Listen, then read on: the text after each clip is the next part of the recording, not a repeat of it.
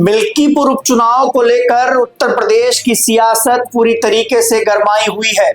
भाजपा और समाजवादी पार्टी मिल्कीपुर को जीतने के लिए एड़ी चोटी का जोर लगा रही है। मिल्कीपुर में क्या समीकरण बन रहे हैं, कौन सा दल क्या सियासी चाल चल रहा है और कौन किसका नुकसान कर रहा है, ये सब जानेंगे इस वीडियो में। नमस्कार, मेरा नाम है गौरव पाल, आप देख रहे हैं भारत लोक। मिल्कीपुर उपचुनाव की घोषणा होते ही समाजवादी पार्टी और भारतीय जनता पार्टी ने मिल्कीपुर को लेकर अपना अपना प्लान बनाना शुरू कर दिया। समाजवादी पार्टी से मिल्कीपुर में प्रत्याशी सांसद अवधेश प्रसाद के बेटे अजीत प्रसाद हैं, तो वहीं बीजेपी ने मिल्कीपुर में प्रत्याशी घोषित करने में टाइम तो लगाया, लेकिन समीकरण बनाकर मिल्कीपुर में प्रत्याशी घोषित किया। बीजेपी से मिल्कीपुर के प्रत्याशी चंद्रभान पासी हैं। आप सभी लोग जानते हैं कि मिल्कीपुर एक रिजर्व सीट है, लेकिन समाजवादी पार्टी से भी पासी उम्मीदवार और बीजेपी से भी पासी उम्मीदवार। ऐसे में क्या समीकरण है जिसको लेकर काम जो है दोनों ही दल वहां पर कर रहे हैं। तीसरी ओर बहुजन समाज पार्टी चुनाव नहीं लड़ रही है, खुलेआम चुनाव का बहिष्कार कर रही है, कह रही है कि चुनाव में धांधली हुई, चुनाव में जिस तरीके से चीजें सामने आई कुंदुरकी और मीरापुर में, उसके बाद बहुजन समाज पार्टी ने कहा कि हम उपचुनाव नहीं लड़ रहे हैं क्योंकि चुनाव निष्पक्ष नहीं है। हालांकि आजाद समाज पार्टी चुनाव लड़ रही है और आजाद समाज पार्टी से सूरज चौधरी समाजवादी पार्टी के बागी को टिकट दिया गया है।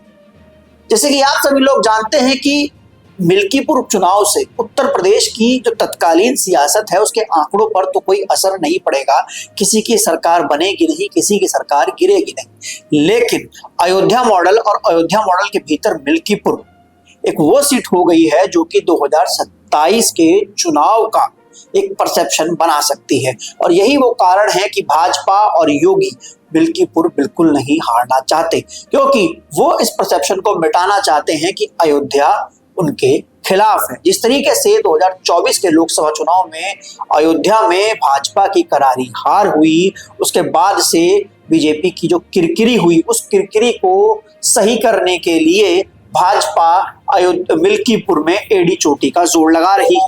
मिल्कीपुर में भाजपा की ओर से 45 विधायक कैंप कर रहे हैं, कई मंत्री कैंप कर रहे हैं। एक विधानसभा सीट को जीतने के लिए भाजपा के विधायक जो हैं वो गली गली पोस्टर चिपकाकर प्रचार कर रहे हैं। इतिहास में शायद ऐसा पहली बार हो रहा है। भाजपा जो है वो पिछड़ा और ब्राह्मण वोटर पर खेल खेल रही है, क्योंकि अवधेश प्रसाद के बेटे को टिकट मिलने से मिल्कीपुर में जो यादव वोटर है, 65,000 यादव वोटर है, वो भी नाराज है। उसका ये भी कहना है कि पिता के बाद अब बेटे को टिकट दे दिया गया, पूरे जो क्षेत्र है उसकी राजनीति को परिवारवादी राजनीति कर दिया गया। बाप तो सांसद थे ही, आगे बेटे विधायक हो जाएंगे, बाकी पार्टी के लोग कहां जाएंगे। और यही कारण है कि सूरज चौधरी पार्टी से बागी होकर एएसपी के टिकट से चुनाव लड़ रहे हैं। मैं आपको बता दूं कि मिल्कीपुर विधानसभा सीट में जिस समीकरण पर बीजेपी चुनाव लड़ रही है उसका फॉर्मूला क्या है। मिल्कीपुर में भारतीय जनता पार्टी ब्राह्मण प्लस यादव प्लस जो पासी वोटर है उसकी बिना पर चुनाव लड़ रही है। हालांकि यादव वोटर मिलना भाजपा को मुश्किल है, लेकिन यादव के एवज और जो पिछड़ा वोटर है उस पर बीजेपी कंसंट्रेट कर रही है। जैसे बात की जाए ब्राह्मण वोटर की तो मिल्कीपुर में 50,000 ब्राह्मण वोटर है, तो वहीं बात की जाए अगर ठाकुर वोटर की तो 25,000 ठाकुर वोटर है, 12,000 वैश्य वोटर है। तो वहीं बात की जाए चौरसिया वोटर की तो मिल्कीपुर में 32,000 चौरसिया वोटर हैं, जो कि बीजेपी का कोर वोटर माना जाता है और बीजेपी इसके ऊपर ही फोकस कर रही है।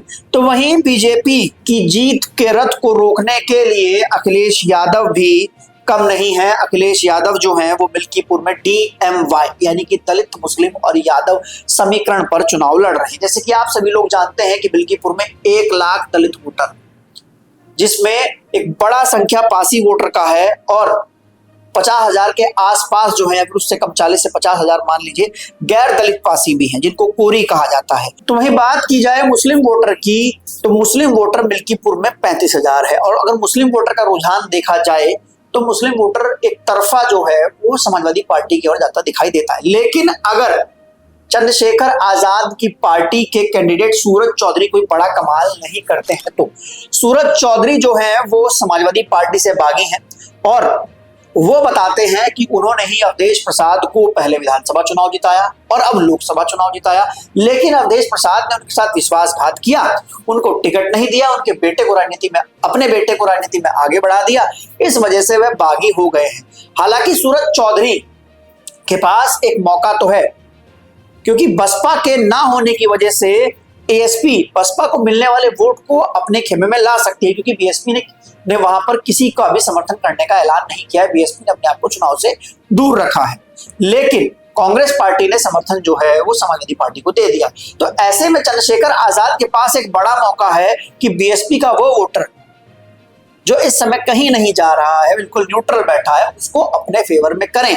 और साथ ही साथ सूरज चौधरी जो कि समाजवादी पार्टी से आए हैं और अवधेश प्रसाद को सांसद बनाने की बात करते हैं, तो उनके साथ भी कुछ ना कुछ एक वोट बैंक एसोसिएट होगा, उसको भी अपने साथ लेकर आए और मिल्कीपुर उपचुनाव में कुछ कमाल और खेल करें।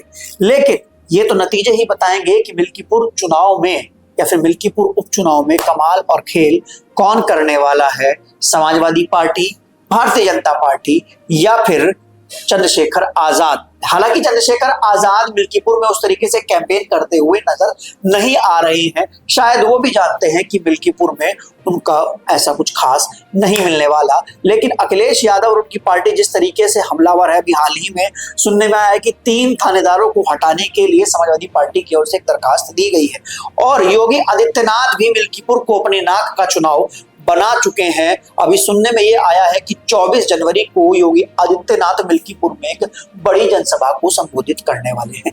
इस पूरे मामले को लेकर आप लोगों की, इस पूरे मिल्कीपुर उपचुनाव को लेकर आप लोगों की क्या राय है, आप लोग क्या सोचते हैं, मिल्कीपुर में क्या होने वाला है, ये सब आप लोग कमेंट सेक्शन में दर्ज करा सकते हैं। तब तक के लिए चलते हैं, फिर मिलेंगे दूसरे वीडियो में।